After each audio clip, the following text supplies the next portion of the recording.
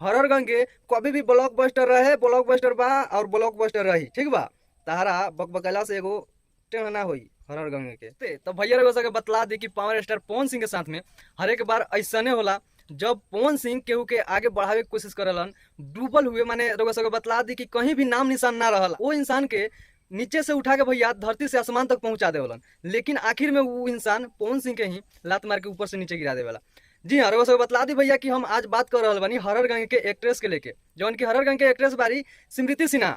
रउआ सबके बतला दी भैया कि स्मृति सिन्हा के भैया टेलर में कम जगह देवे के कारण स्मृति सिन्हा भैया नाराज हो गए बारी। अब रउआ सबके ना भैया अब स्मृति सिन्हा के बता दी कि मैडम जौन तू बकबक करत रुआ कर इंटरव्यू में, जौन डायरेक्टर इतना मेहनत करके, जौन प्रोड्यूसर इतना रुपया लगा के फिल्म बनैले बा, और तू जौन आयल बारू नु हॉरर गंगे में इतना बड़ा बजट के फिल्म में तू काम कैले बारू, तो कमा के तू रुपया ले ले बारू, रुपया जितना तोरा घमंड बानू अपने आप के ऊपर, ई घमंड शायद तू कुछ दिन पहले के बात याद कर कि जब तोरा के कुत्ता कौआ ना पूछत रहे, कुत्ता कौआ जब कुत्ता कौआ ना पूछत रहे साफा गिर के रहू, ताना समय में उठा के पवन सिंह आज आसमान छुआ दे बारन, तो आज उहे पवन सिंह तोरा नजर में खड़ा बारन ना। अरे शुरुआती टाइम में भी पवन सिंह तोरा के लैले रहन, प्यार बिना चैन कहाँ रे जौन की फिल्म आ रहे पवन भैया के फर्स्ट टाइम में तोरा के पवन सिंह लैले रहन। ओकर बाद खेसारी भैया कामे कुछ दिन साथ कलू, ओकर बाद नामे निशान मिट गल तार।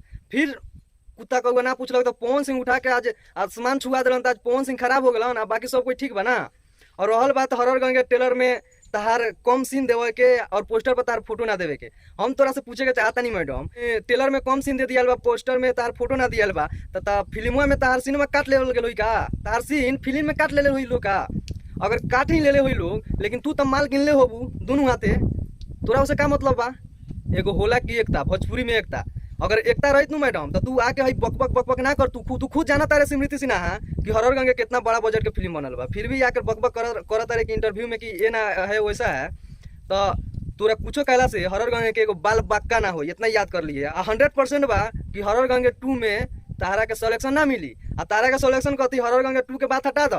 अब जूता एगो साफ करेला पवन सिंह तोरा के ना रखियन, तार व्यवहार ऐसन बा, तहरा के उठा के पवन सिंह आज आसमान छुआ दिलन, जौना गाना से तू हाईलाइट हो गेलू, सारी से तारी जौन की गाना रहे वही गाना से तू हाईलाइट हो गेलू। पवन सिंह हर एक गाना में तारा के लेलन, नाम इतना बड़ा दे दिलन।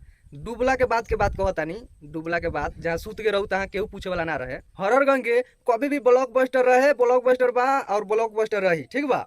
तहरा बकबकला से एगो टेढ़ ना होई हॉरर गंगे के। भैया रउआ सबके बतला दी कि स्मृति सिन्हा के का नाम बा कि हमार सीन हॉरर गंगे के टेलर में कम देवल गइल बा, और भैया पोस्टर पर फोटो ना देवल गइल बा, तो हम ये फिल्म के प्रमोशन काहे करी। अरे मर्दावा, तोनी के एकरा से मतलब मत रखल होगन, तोनी के भैया फिल्म से मतलब रखल होगन। भैया फिल्म करदा बा, ऐसा हीरोइन के तो पवन सिंह आगे पीछे घुमावलन, इतना बात तो शायद फैन बानी रगल तो जानते हो कि हम तो खुद जानता नहीं कितना दीवानी वालों पवन सिंह के सब कोई जानता। पवन सिंह के साथ एगो सेल्फी ले वाला लोग के मुश्किल हो जाला, पवन सिंह एकरा के आज आगे बढ़ा देना तो पवन सिंह एकरा ला खराब हो गल बा।